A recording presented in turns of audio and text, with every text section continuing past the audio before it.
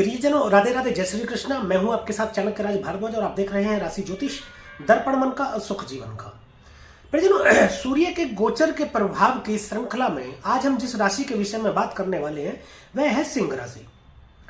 मेष से लेकर कर्क राशि के विषय में अब तक हम चर्चा कर चुके हैं। ये वीडियो यदि आप नहीं देख पाए तो हमारे चैनल पर ये वीडियो उपलब्ध है, आप जाकर के देख सकते हैं।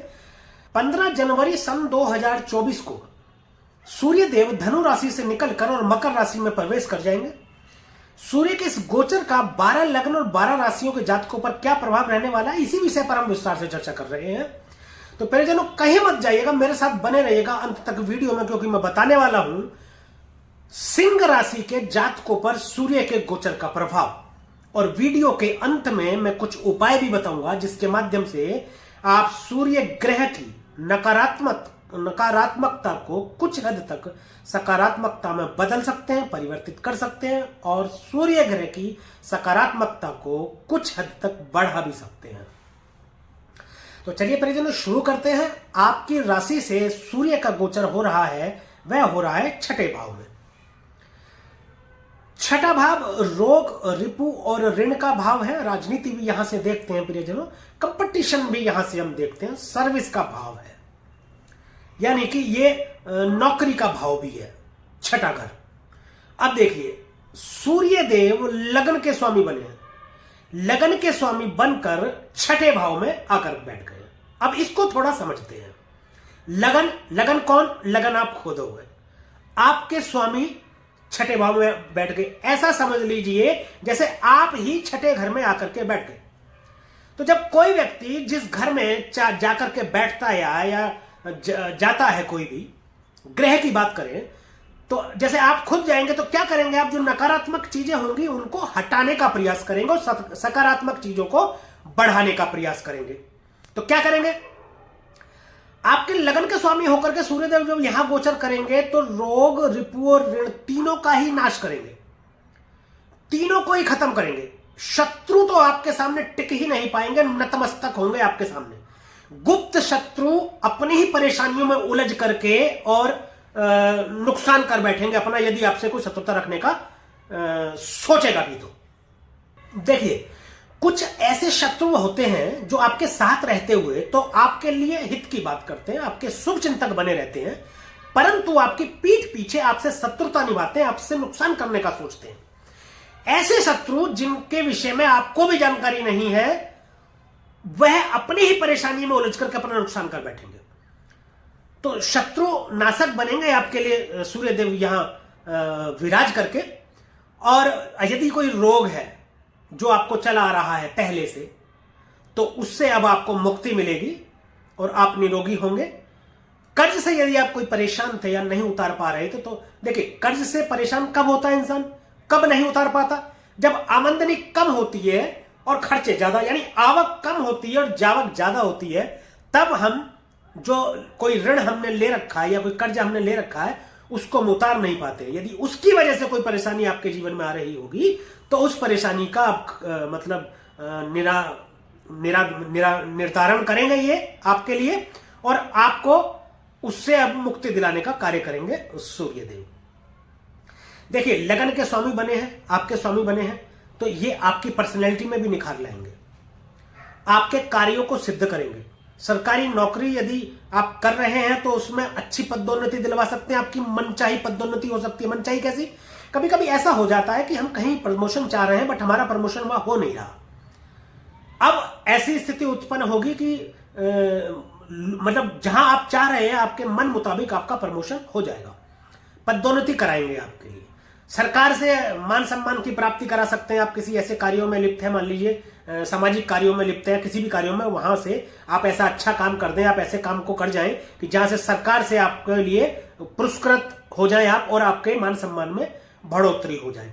लोगों के बीच आप पहचाने जाएंगे, आपको नेम फेम ये सब चीजें आपको मिलेगी। एक नया ऑरा आपका उत्पन्न होगा जिससे लोगों में आपका आकर्षण बढ़ेगा, यानी लोग आपकी तरफ आकर्षित होंगे।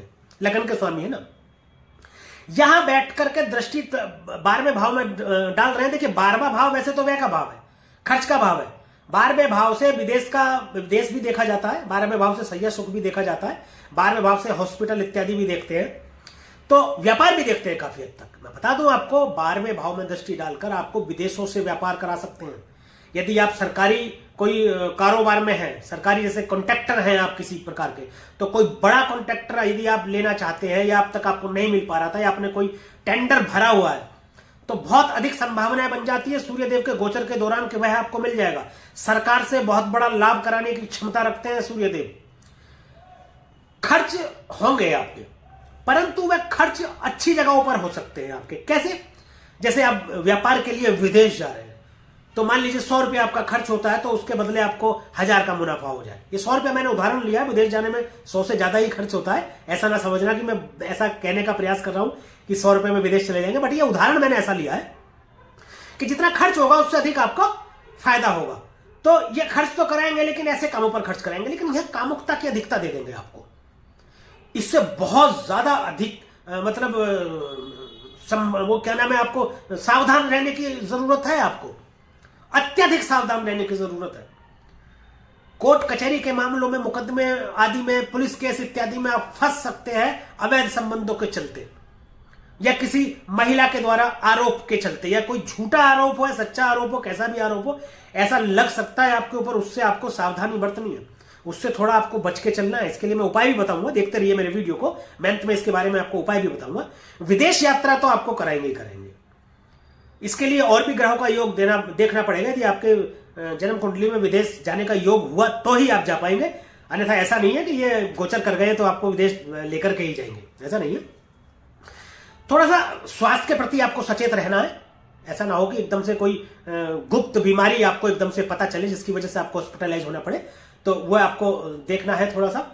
और परिवारजनों से आपको संबंध बना के रखने, अपने व्यापार में भी व्यापारियों से या जो आपसे व्यापार से संबंध रखते हैं उन लोगों से भी आपको संबंध अच्छे बना के रखने हैं। छठे घर में बैठे हैं, लगन के स्वामी है, 12वें घर में दृष्टि डालने, एक लॉजिक समझते हैं। छठे घर में बैठ के 12वें घर में दृष्टि डालने, इसका मतलब यह है कि छठे घर की चीजों को खर्च कर दें। रोग, रिपु, ऋण, जैसा कि मैं मतलब पूर्व में बता चुका हूं कि ये सब चीजें खत्म हो जाएंगी आपके जीवन से इस दौरान। आप बिल्कुल निश्चिंत हो जाइए। ये गोचर आपके लिए बहुत ही अत्यंत शुभकारी रहने वाला है। थोड़ी सी नेगेटिविटी रहेगी, थोड़ा देखिए, थोड़ा नेगेटिव पॉजिटिव तो चलता है। किसी भी व्यक्ति की जन्म कुंडली में चाहे कितने भी ज्यादा अच्छे शुभ ग्रह बैठे हो, कभी ना कभी उसके भी उथल पुथल होती है। और किसी की जन्म कुंडली में चाहे बिल्कुल ही बुरे ग्रह बैठे हो, तब भी उसकी जन्म कुंडली में कभी ना कभी गोचर के दौरान हलचल पैदा होती है और अच्छी स्थिति उत्पन्न होती है। तो फिर ये रहा सिंह राशि के जातकों पर कैसा रहने वाला है सूर्य के गोचर का प्रभाव। और अब बात करें कुछ उपायों की, उससे पहले कुछ सावधानियां मैं आपको बता दूं। आप अपने कर्म अच्छे जरूर रखें। यदि कर्मों को आप अच्छा नहीं रखते, दूसरे के प्रति कुविचार अपने मन में रखते हैं, घृणा अपने मन में रखते हैं, दूसरे को नुकसान पहुंचाने का सोचते हैं, दूसरों का बुरा सोचते हैं, तो कोई भी ग्रह कितना भी अच्छा या शुभ होकर के बैठा हो आपको अच्छा फल प्रदान नहीं करेगा। इसके उलट आप दूसरों के प्रति आपके मन में अच्छा विचार रखिए, दूसरों का फायदा पहुंचाने की बात कीजिए, दूसरों के अच्छे सलाहकार बनिए, तो कोई भी ग्रह आपको अच्छा फल प्रदान करेगा, चाहे वो। और अब बात कुछ उपायों की, तो सबसे पहले मैं बता दूं आपको कि लाल मसूर का दान करें, चाहे मंदिर में दान करें या किसी ब्राह्मण को दान करें, लाल मसूर का दान करें।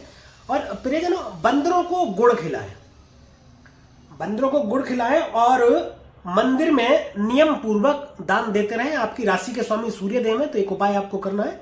सूर्यदेव जब उदय होते हैं तो सूर्योदय के 1 घंटे के भीतर भीतर आपको ये उपाय करना है। क्या करना है कि एक तांबे का लोटा ले लीजिए, उसमें जल भर लीजिए और सूर्यदेव के सामने खड़े होकर प्रियजनों 11 बार गायत्री मंत्र का जाप करना है और सूर्य को क्षमा याचना करते हुए जल अर्पित कर देना है। तो सूर्य का यह गोचर आपके लिए अत्यधिक शुभ रहेगा और नकारात्मक प्रभावों में कुछ हद तक आपके कमी आएगी। आपकी लगन के स्वामी सूर्य है, तो सूर्य को प्रसन्न करना अति आवश्यक हो जाता है। और ये वीडियो आपको कैसा लगा? यदि ये वीडियो आपको अच्छा लगा हो, इस वीडियो से दी गई जानकारी से आप संतुष्ट हो, तो इस वीडियो को लाइक करें, शेयर करें और कमेंट करके जरूर बताएं कि जो भी जानकारी हमने बताई वो आपकी जन्म कुंडली पर कितनी सटीक बैठती है। इससे क्या है, हमारे आत्मसम्मान में थोड़ी सी वृद्धि होती है और हमारी विचारधारा को थोड़ा बल मिलता है। और हमारे YouTube चैनल को सब्सक्राइब करें तथा बेल आइकन बटन को दबाना ना भूलें, ताकि इसी प्रकार की और भी महत्वपूर्ण जानकारियां आप तक समय पर पहुंचती रहें। आज के लिए और अभी के लिए बस इतना ही। मिलेंगे अगली राशि के विषय में, चर्चा करेंगे सूर्य के गोचर के प्रभाव की। तब तक के लिए परिजनों राधे राधे, जय श्री कृष्णा। और आप देखते रहिए राशि ज्योतिष। दर्पण मन का, सुख जीवन का।